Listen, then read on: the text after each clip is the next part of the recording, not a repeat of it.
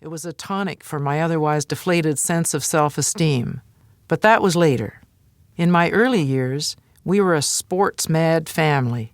We swam, played baseball and hockey. Dad would rent the local skating rink for an hour on Sundays after church.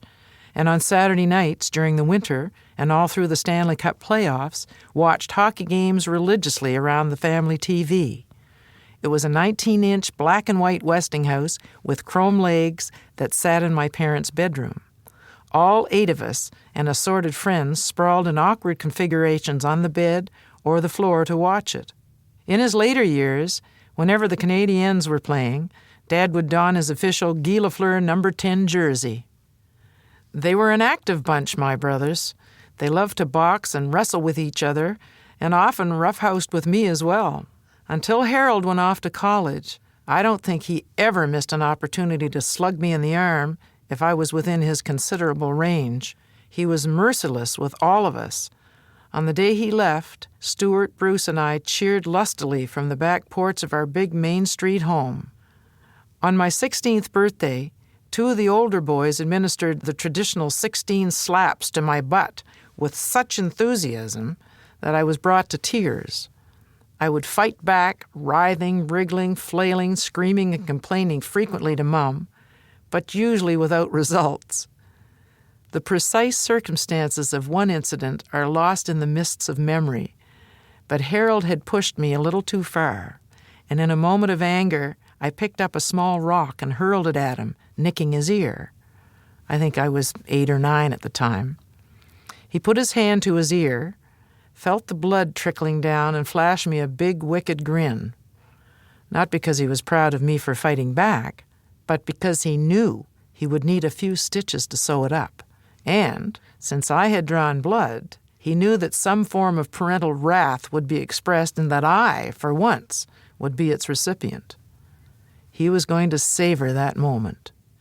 Much of the time, I'm sure, I was either a nuisance or a burden to my brothers, or both. Once when I was an infant, the boys wheeled me down the street in my pram and left me while they went into a store. One small problem. They had neglected to put on the brake, and Springhill is built on a cluster of steep hills. So down the hill I went, gathering speed, until an alert neighbor spotted the careening carriage and raced out to save me. But for that timely intervention, my music career might have been aborted very early.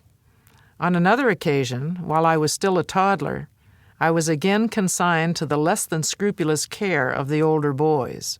They wanted to play baseball. These 2 imperatives, play and supervision, conflicted. So they cleverly arrived at a solution that would keep me from wandering off. They thoughtfully tied me to a nearby tree, and the game continued. At other times, I was a victim of their pranks.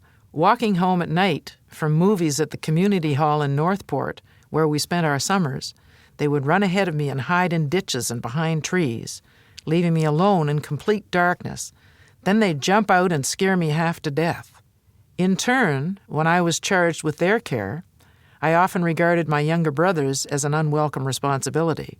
I was 3 years older than Stuart and 6 years older than Bruce, and I could be as inattentive as my older brothers had been. Once, when I was ostensibly babysitting 4-year-old Bruce, he decided he wanted to use the record player. To do so, he had to move a lamp, which he laid down on a foam pillow, which then caught fire, while I was busy playing cards downstairs with a boyfriend. I smelled burning rubber, and Dad being at work and Mum out, my boyfriend ran to get his father. The local newspaper, The Record, reported the story of menacing Master Murray, the 4-year-old arsonist, but no serious damage was done. My brother Daniel was the family tease.